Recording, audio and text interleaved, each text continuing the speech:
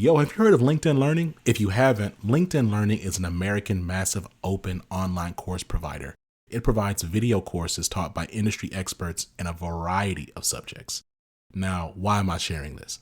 I'm sharing this because Living Corporate is in partnership with LinkedIn Learning to provide diversity, equity, and inclusion courses. Listen, if you're trying to be a better ally, you want to understand better diversity, equity, inclusion strategies, or you just want to learn how to be a better leader, you got to check out the courses on LinkedIn Learning. So check it out. You can do it one of two ways. You can click the link in the show notes, or you go to LinkedIn Learning and you search Living Corporate. Again, link in the show notes, or go to LinkedIn Learning and search Living Corporate. I'll see you over there.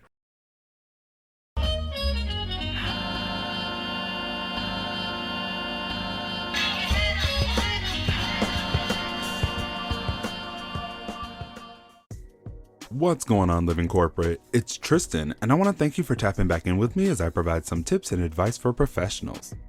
On this episode, let's discuss how we can reverse the impacts of sitting for long periods on your mental health. The pandemic has changed many of our work patterns. With social distancing and a large portion of us working from home, moving less, sitting more, and staring at screens has become our new normal. Not only is this bad for our physical health, but it's taking a toll on our mental health as well.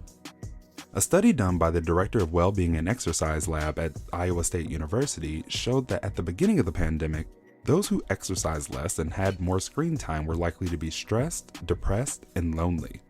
As people began to adapt to this new reality, some saw their mental health gradually improve, but those who remained sitting for long periods did not. With another pandemic winter on the horizon, we are probably going to be stuck in the house more than we care to be. So if you're one of those people who have found themselves unconsciously falling into the routines of spending hours at your desk, let's talk about a couple things that can help you start sitting less and moving around more. Start small and be realistic. Try not to get caught up in the all or nothing mentality. If you haven't been to a gym this whole time, don't think you're going to show up and start doing 2-hour workouts.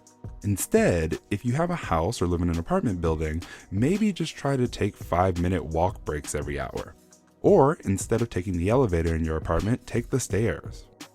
If it's hard to find large chunks of time to work out or it's difficult staying committed, try breaking your workout up into 5-minute intervals every hour.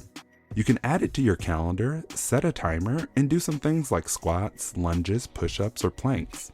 If you do this every hour while you're working, you could end up with a 40-minute workout by the end of your workday. If you have Zoom calls where you don't have to be on camera, you can also do your workout during those. Please just make sure you're on mute because no one needs to hear you grunting.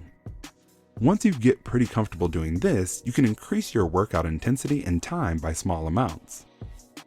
Also, try to make it easy and fun for you. Since I'm sort of a tech guy, one of the things I did during the pandemic was buy a nice automatic standing desk. Once I got that, it was nothing for me to stand up and work for 15-20 minutes every hour. This at least gets the blood flowing since I'm not sitting anymore. I also have a balance board to stand on, which forces me to not only use my leg muscles, but engage my core to stabilize myself. If getting back moving is a bit intimidating, remember that even the lightest movement and exercise intensity can help break up all that sitting, reduce anxiety and seasonal depression, and improve sleep quality. This tip was brought to you by Tristan of Layfield Resume Consulting. Check us out on Instagram, Twitter, and Facebook at Layfield Resume, or connect with me, Tristan Layfield, on LinkedIn.